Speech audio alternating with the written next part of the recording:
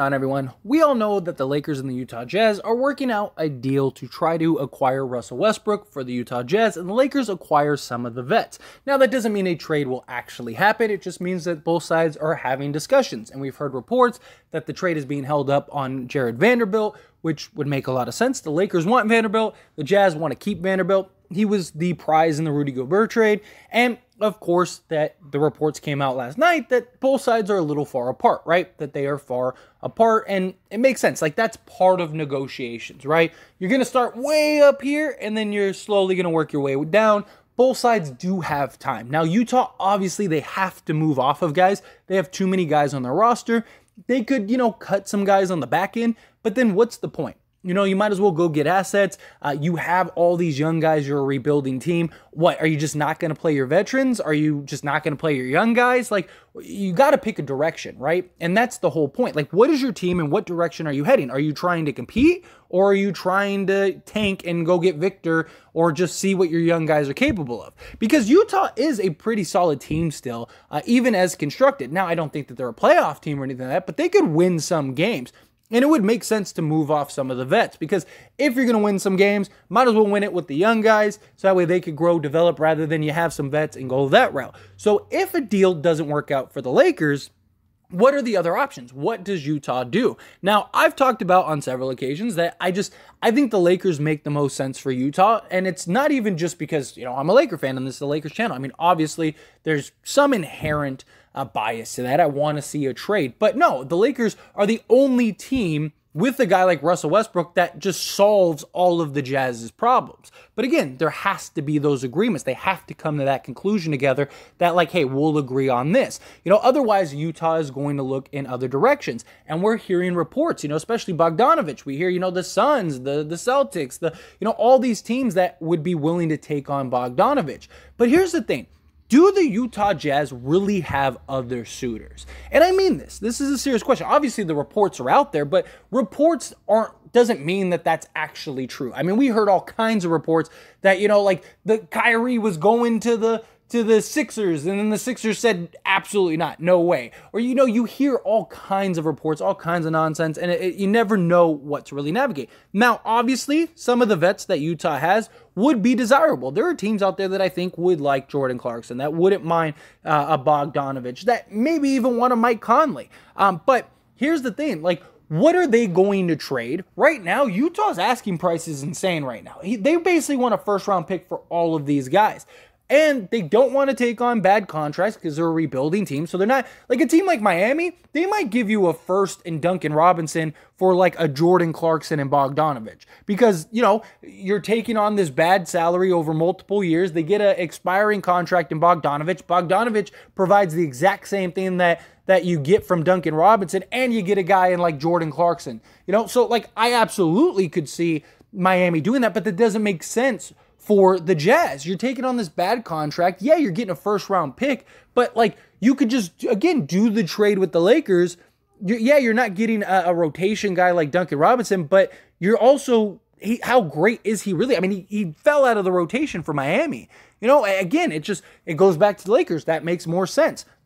This is the conundrum that the Jazz are in. And, there's a lot of talks about Danny is going to fleece and this, that, and the other. Here's the thing about this situation compared to others. Like, Danny didn't have to trade Donovan Mitchell. He didn't have to trade Rudy Gobert. He didn't have to trade any of the guys, even dating back to the Suns and the Celtics and stuff like that. Like, he didn't have to do any of that stuff. The only difference is now he has to do something. Again, he could cut guys, but why? Why are you just throwing money away when you could recoup some assets? At that point, you're better off moving these guys for second-round picks than you are just cutting into the bench guys, right? You might as well get something out of it. And so it's a different situation. Danny isn't in a position to fleece people. If there was a legit offer on the table, like if some team was like, hey, we'll take Bogdanovich, like the Celtics. If the Celtics said, hey, we'll take Bogdanovich, we'll give you a first-round pick and take that into the trade exceptions, right? You don't think that the Jazz would already have done that? They would have been done that, because you could still do the Lakers deal even without Bogdanovich.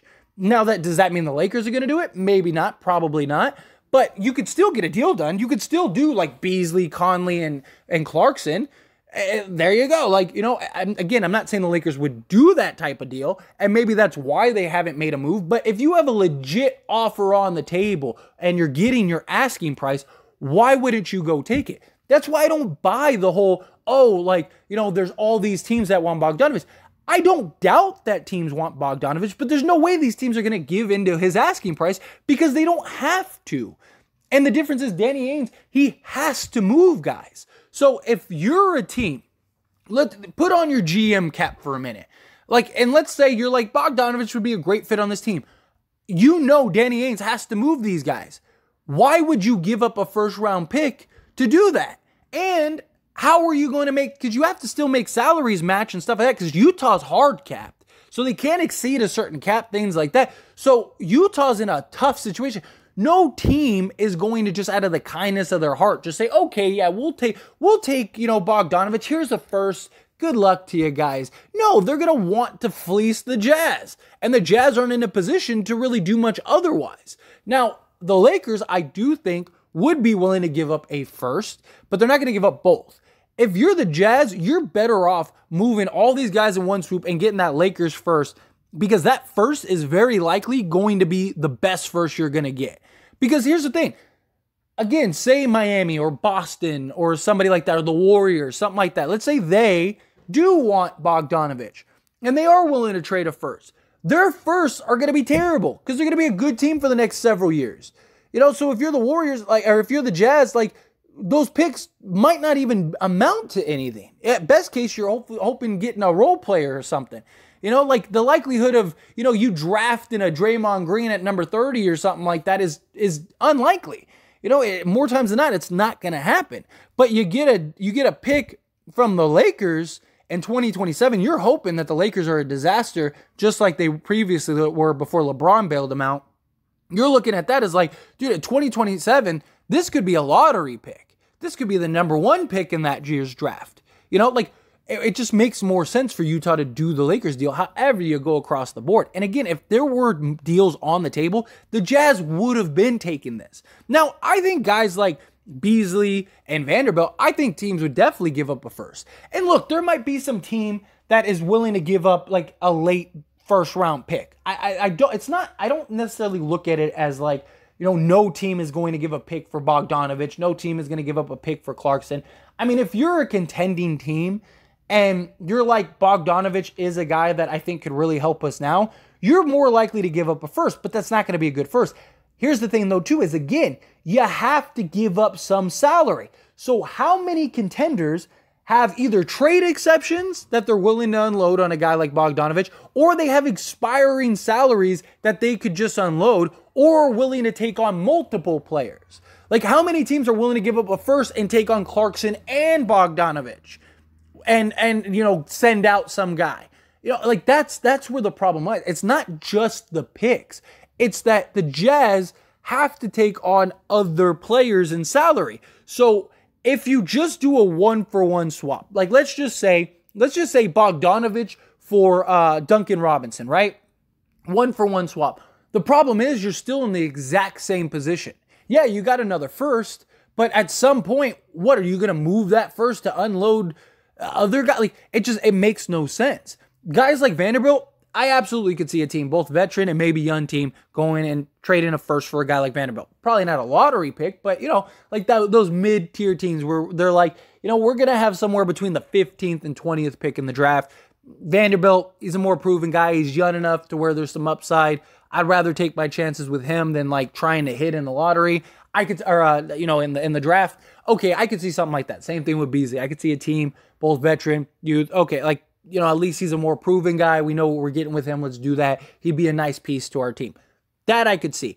But the Bogdanovich, the Clarkson, the Conleys, those guys, I just don't see getting you a real return. And are you going to trade Beasley and Vanderbilt to move off of these guys? To clear the roster spots? I just don't see. I could see them moving off of one. I do think Beasley is obtainable. I do think if the Lakers trade does happen, it's likely Conley, Beasley, and Bogdanovich. That would be my guess. Or, Clarkson, Beasley, and Bogdanovich. I could see something like that developing, something like that end up happening. But the Jazz, they want to keep Vanderbilt, which makes sense. If I was them, I'd want to keep Vanderbilt too. You know, you got a 6'9" guy with athleticism, size, you know, could play multiple positions. He's a great defender, just a really solid player. You know, shooting is a bit of concern, but you can learn that. You can get better as time goes on. He's still young. He's younger than like half the guys drafted this year. So he's in a great position. Like, if you're the Jazz, it makes all the sense in the world to keep Vanderbilt. But you're going to have to compromise if you're the Jazz at some point. And I just, you know, there's all these talks about the Jazz have all these, like, all these teams that are inquiring about, and I'm sure that there are, but how many real offers are on the table? And that's why I keep resorting back to, like, look, the Lakers are probably going to get their trade, you know? And look, I'm not saying 100% with confidence is going to happen. I just think it makes the most sense for both sides. Utah, I think they're looking at it as like, look, we got like 10 days before, like, you know, we need to start ramping up for training camp. So let's take our time. Let's see what offers are out there. Let's see what deals are out there. And then you're the Lakers, you're looking at the same thing. Like, let's remain patient. Let's do good. Worst case, we run with Westbrook. It's not the end of the world. But best case, the Jazz finally cave, which I do think they will. I think Utah's going to look around. They're going to do their due diligence because that's what you're supposed to do. Danny Ainge is a good GM. He's going to do his due diligence. He's going to look around the league. He's going to see what are other teams offering.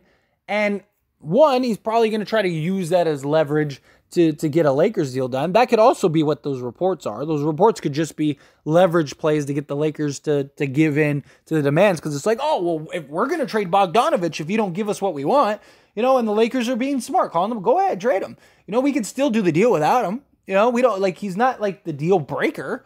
You know, like, there's other ways to go about it, you know, and we want Beasley and Vanderbilt anyway, so go ahead. You know, like, so that's my point, is that I think that Danny Ainge is going to do his due diligence. He's going to look around. He's going to try to see, you know, what other offers are out there. And I think as we get closer, he's going to realize, like, there aren't any other real offers out there. And if there are, none of them are going to be better than the Lakers deal. So might as well go get that Lakers first. Move off of these guys. We clear that salary space. You know, we clear the future cap. We get a nice little asset. We clear, you know, the league rules, all that stuff. It's a win-win. It's mutually beneficial for everybody. I think that they get a first. I think they probably get a second or two, you know, maybe a pick swap. Lakers are willing to give in a pick swap. I do. I think the deal gets done. I think this next, you know, week to 10 days is going to be very telling. And don't be surprised if we get some news. But anyway, those are my thoughts and opinions. And as always, pass the question on to you. Let me know yours down in the comment section below. What do you think? Do you think that there are any real offers? Do you agree with me? Like, look, if there were real offers, the Jazz would have been done it. Like, the Jazz, he knows what he wants. If somebody's going to offer you what you want, you're not going to not take it. You know, you're going to say, okay, let's do that. You know, if there was a real offer on the table, I think it would have been done. You know, do you think that way too? Do you think a deal gets done? Do you think it doesn't? However you feel, I'd love to hear your thoughts and opinions down in the comment section below. That being said, hit that like button. Helps me out a lot. Lets me know you enjoy these types of videos, and I truly appreciate it. If you're not subscribed to the channel, hit that subscribe button, followed by the bell notification. Stay up to date with all things sports. Join this wonderful community and all of our discussions. I'll see you all in the next one. Thank you.